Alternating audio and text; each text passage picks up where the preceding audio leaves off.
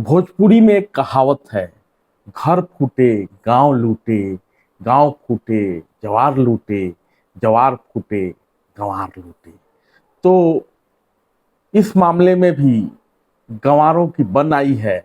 जी हाँ, मैं बात कर रहा हूँ ज्योति मौर्य की, क्योंकि मियाँ बीवी की लड़ाई चौखटे से बाहर आ गई है। बंद कमरे का प्यार सरे बाजार सुर्खियां बटोर रहा है। तो सर चैटिंग में लिखती है कि हमें शादी करना है सर। 13 साल से शादी क्यों हो गए हमारे। सर मैं कहाँ जाऊँ, मुझे कोई रास्ता नहीं दिख रहा है सर। आलोक मौर्य ने गलत तरीके से मेरा मोबाइल और व्हाट्सएप हैक किया हुआ था। सर हमें धमकी, सर अभी तो चार दिन पहले ज्योति मौर्य ने फोन पे कहा है कि जो तुम ये सब करवा रहे हो कुछ फायदा नहीं होगा, मैं बड़े पद पे हूँ। उत्तर प्रदेश सरकार के एसडीएम ज्योति मौर्य और उनके पति के बीच जो मामला है उसमें भी ऐसा ही हो रहा है। लव, एडुकेशन, सेक्स, धोखा सब कुछ है। नहीं है तो सिर्फ पति पत्नी के बीच भरोसा। कहा जा रहा है कि पति ने पढ़ा लिखा कर ज्योति मौर्य को एसडीएम बना दिया और एसडीएम बनने के बाद उन्होंने पर पुरुष से संबंध रखा और पति को धोखा दिया। अलग अलग थ्योरी प्रस्तुत की जा रही है। कोई कह रहा है कि शादी के वक्त पति ने अपना पदनाम गलत बताया था, तो कोई ये कह रहा है कि अब तो लोग अपनी पत्नियों को आगे की पढ़ाई से रोकने लगे हैं और बॉन्ड भरवाने लगे हैं कि आगे पढ़ाई करने के लिए भेजा जाएगा तो धोखा तो नहीं दोगे। और इस मामले को लेकर, यानी ज्योति मौर्य और उनके पति आलोक मौर्य के मामले को लेकर सोशल मीडिया पर कई तरह से चटखारे लिए जा रहे हैं। कोई महिला के पक्ष में है तो कोई पुरुष के पक्ष में, सबकी अपनी अपनी राय है। लेकिन इस बीच मंगरुआ आपको ऐसे मामलों के एक अन्य पहलू से अवगत कराता है और सवाल उठाता है कि क्या कोई पति किसी ज्योति मौर्य को पढ़ा लिखा कर एसडीएम बना सकता है। दूसरा सवाल है कि ऐसे कई किस्से हैं जिसमें पत्नियों ने त्याग कर अपने पति को गढ़ा। सबसे बड़े उदाहरण तो तुलसीदास ही हैं। हार मांस को देह मम, तापर जितनी प्रीति, तिसु आधो जो राम प्रति, औसी मिटहि भव भीति। जितनी आसक्ति मेरे हर मांस की देह में है, उतनी आसक्ति भगवान राम के प्रति होते तो भवसागर पार हो जाते। लेकिन तुलसी की रत्नावली कभी ये शिकायत नहीं करती और ना ही इस बात पर कभी अभिमान करती है कि उसने अपने पति को रामचरितमानस का रचयिता बना दिया। छोड़िए तुलसीदास को, आपको मंगरुआ कथा सुनाता है तुलसी रामों की। जी हाँ, तुलसी राम यानी मुर्दहिया के लेखक, जेएनयू के प्रोफेसर तुलसी राम, जिन्होंने अपनी पहली पत्नी को मुर्दहिया में छोड़ दिया और खुद जेएनयू में नाम कमाते रहे, समाजशास्त्री कहलाते रहे। तो किस्सा यूं है कि यह राधा देवी हैं, साकिन ग्राम धर्मपुर, पोस्ट दौलताबाद, जिला आजमगढ़। हिंदी के मूर्धन्य लेखक, मुर्दहिया और मणिकर्णिका जैसी प्रसिद्ध आत्मकथाओं के रचनाकार प्रोफेसर डॉक्टर तुलसी राम जी की पहली पत्नी। प्रोफेसर तुलसी राम से इनका बाल विवाह 2 साल की उम्र में हो गया था। 10-12 साल की जब उम्र आई और जब कुछ समझ आई तो इनका गौना हुआ। उस समय तक तुलसी राम मिडिल पास कर चुके थे। घर में विवाद हुआ कि तुलसी पढ़ाई छोड़कर हल का मुठ थामे, पढ़ने में होशियार तुलसी राम को यह नागवार गुजरा और उन्होंने इस संबंध में अपनी नई नवेली पत्नी राधा देवी से गुहार लगाई कि वे अपने पिता से मदद दिलाएं जिससे उनकी आगे की पढ़ाई पूरी हो सके। राधा देवी अपने नैहर जाती हैं, अपने पिता को यह बात बताती हैं और गुहार लगाती हैं कि मेरे पति को आगे पढ़ाई जारी रखने के लिए कुछ मदद करें। और पिता उस जमाने में 100 रुपये की मदद देते हैं।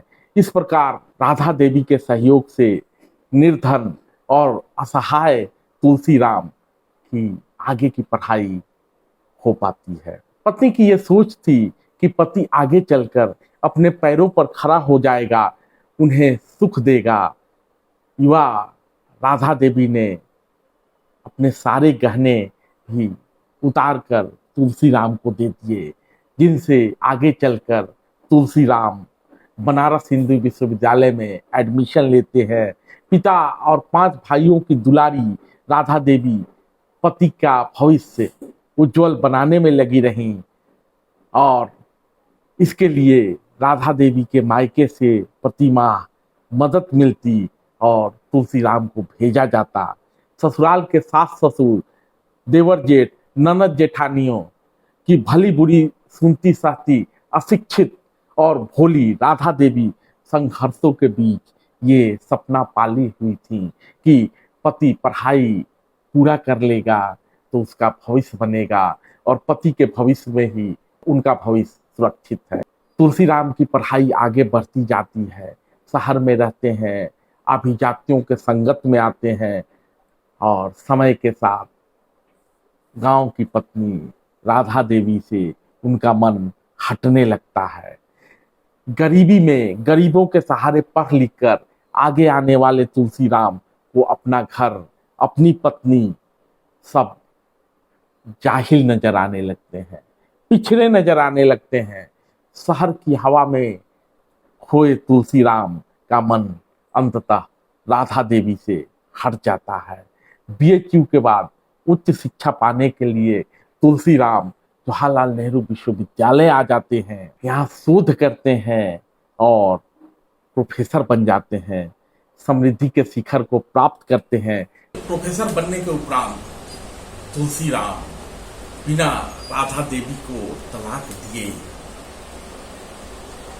जेएनयू में प्रोफेसर रहते किसी अन्य महिला से शादी कर लेते हैं, जो कि राधा देवी जैसी गंवार नहीं है, गांव की नहीं है, बल्कि शिक्षित है। और फिर मुड़कर न तो अपने गांव जाते हैं और न ही राधा देवी के पास। राधा देवी आज भी उसी राह पर खड़ी हैं जिस राह पर प्रोफेसर तुलसीराम उनको छोड़ कर गए थे। जिस व्यक्ति को अपना सर्वस्व लुटा दिया उसी ने छल किया और इसी अविश्वास के चलते परिवार समाज में पुनर्विवाह की प्रथा का प्रचलन होते हुए भी राधा देवी ने दूसरा विवाह नहीं किया। भाई अत्यंत गरीब है, सास ससुर रहे नहीं, देवर जेठ उन्हें ससुराल में टिकने नहीं देते। जमीन का एकाध पैतृक टुकड़ा जो तुलसीराम जी के हिस्से का है पटा न ले, इसलिए वे उन्हें दुत्कार देते हैं। कुछ साल पहले जब तुलसीराम जी का निधन हुआ, मगर हुआ भी तुलसीराम से परिचित था, उनसे बात होती रहती है थी एक प्रोफेसर और एक पत्रकार के नाते। तो कुछ साल पहले जब तुलसीराम जी का निधन हुआ तो उनके देवर जेठ अंतिम संस्कार में दिल्ली जाकर शामिल हुए, पर राधा देवी को उनकी भनक तक न लगने थी। बहुत बाद में उन्हें बताया गया तो वे अहवातीन यानी श्रृंगार करने वाली महिला, शादीशुदा महिला का वेश छोड़कर विधवा के रूप में आ जाती हैं। उनके शोक में महीनों बीमार रहीं, देह की खाक कर ली तो किसी ससुराली ने यानी तुलसीराम के परिवार वालों ने एक गिलास पानी तक न पूछा। बेघर बार राधा देवी आज ससुराल और मायके के बीच ताने ताने को मुहताज है। तो ज्योति मौर्य ने कदम उठाया तो चिल पो मचाया जा रहा है, लेकिन यहाँ तुलसीरामों पर कोई सवाल खड़ा नहीं करता, जबकि तमाम तुलसीराम, तमाम रामविलास पासवान, तमाम मैनेजर पांडे और यहाँ तक कि नरेंद्र दामोदर दास मोदियों से समाज भरा पड़ा है। धन्यवाद।